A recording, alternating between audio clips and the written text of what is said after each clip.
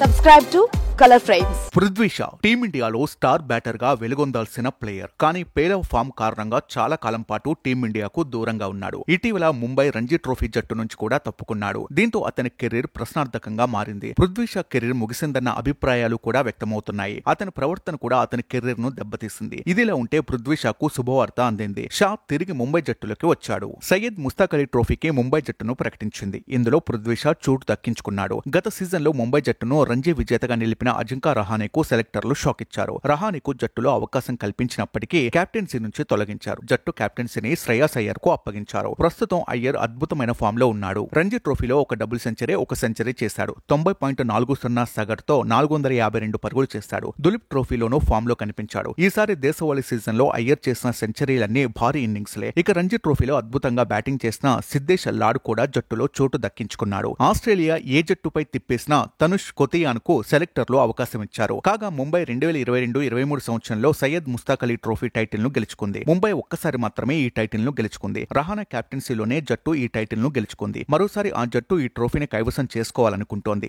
గత ఏడాది ముంబై జట్టు అద్భుతమైన ఆట తీరును ప్రదర్శించింది. ఈసారి కూడా జట్టు ఇదే ఫామ్ ను కొనసాగించి రెండోసారి ఈ ట్రోఫీని గెలుస్తుందని భావిస్తున్నారు. T20 ఫార్మెట్ లో జరిగే ఈ ట్రోఫీ నవంబర్ 23 నుంచి డిసెంబర్ 15వ తేదీ వరకు జరగనుంది. వీడియో మీకు నచ్చినట్లయితే ప్లీజ్ లైక్ చేయండి, షేర్ చేయండి, కామెంట్ చేయండి.